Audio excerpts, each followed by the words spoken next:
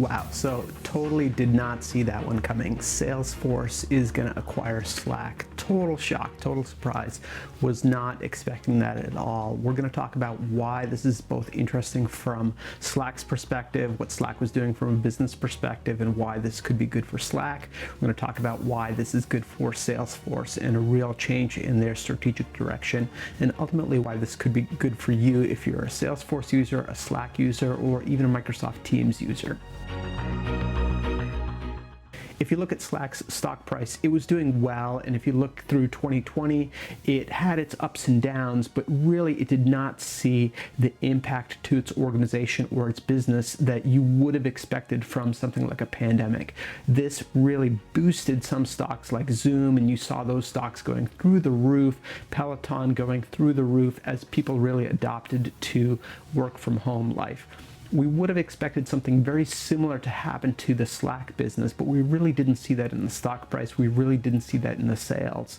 Sales seems to have capped off overall, but really not at the levels that were expected of the business. So from that perspective, they were really struggling to a certain extent. Like, why weren't they seeing that meteoric rise? Why weren't they seeing that enterprise adoption on the high end of the business? They were really seeing resistance at that top end of the market, and I think that was causing some concerns within the organization.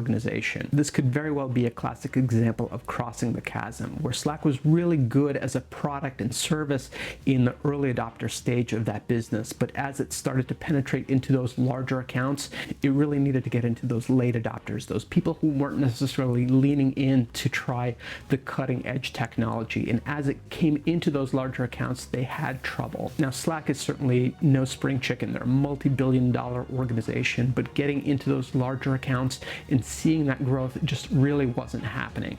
And so they were experiencing a squeeze, and they were getting squeezed from two sides. On one end of the market, on the enterprise side, Microsoft was squeezing them with Teams. They were bundling that product with the O365 suite, and it was difficult to penetrate into those accounts because they already had a good enough solution. Slack was having trouble getting into that. And on the other end of the spectrum, there were tools like Discord that were eating away at the bottom end of their market.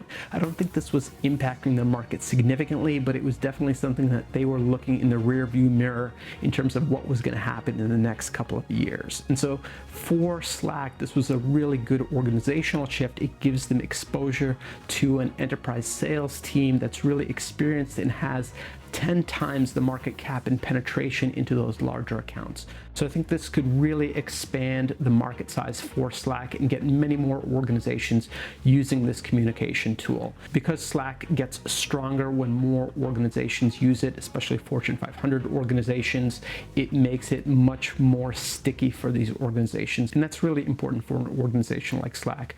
I think it also gives them some weight when they're coming in with Salesforce and bundling. We're seeing more and more bundling happening, and certainly Office is bundling O365 with its entire suite with Microsoft, and so this gives Slack a bundle as well. Slack was a standalone product, and with Salesforce it really has an entire suite of tools that it can offer bundled together. We're seeing bundling as an overall macro trend. Apple's bundling, Google's bundling, Adobe's bundling, and so it makes sense that for Slack to survive long term, it has to think about how it is bundled within enterprise sale as well.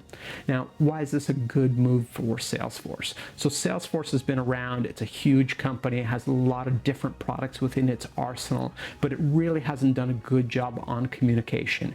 In its own internal tools, it has a product called Chatter, and Chatter is a Salesforce tool to allow you to comment and have conversational UI on individual sales account, but it doesn't see a lot of enterprise adoption. It's usually used just within a sales organization. It's not used holistically across an organization for conversation. And so this is a real change for Salesforce. It allows them to have a true conversational tool that's used across the entire enterprise and integrating into all of the other tools that Salesforce offers. The other advantage for Salesforce is that the UI, the user interface and the user experience of Salesforce is frankly terrible. It's really clunky, it's complex, it's Without digging Salesforce too much, the tool has a lot to be desired from a user experience, user interface standpoint. And looking at a tool like Slack in terms of how quick and easy it is to use to onboard and get conversations flowing and moving, and some of the integrations that Slack has in terms of third-party integrations and how those work and operate, I think it's a great model for Salesforce to really use and apply across their entire operating system of tools. So the advantage to consumers, to you, whether you use Salesforce or whether you use Slack or even Teams, is I think this will put more pressure on competition. I think Salesforce is likely to try to roll out Slack to even more organizations. The revenue that's driven from Slack isn't meaningful to the overall Salesforce organization. Salesforce does around $4.5 billion a quarter, whereas Slack does about $600 million a year. So huge difference in terms of the organization size and the revenue that they're generating. So I can expect Salesforce to really want to push Slack as a communication tool across all the enterprises that they work, even being more competitive on price to get that tool within more and more organizations. So I think that'll be exciting to see. And frankly, I think competition between Microsoft and Salesforce should be an interesting thing to watch as well. So stay tuned for that. Salesforce is calling this the new operating system of how work will be done, and it'll be interesting to see how the operating system of web and Slack and conversational UI competes with the traditional operating system that Microsoft has on the desktop and desktop tools. I'm Raiz. I talk about technology, entrepreneurship, and design. I'll catch you on the next one.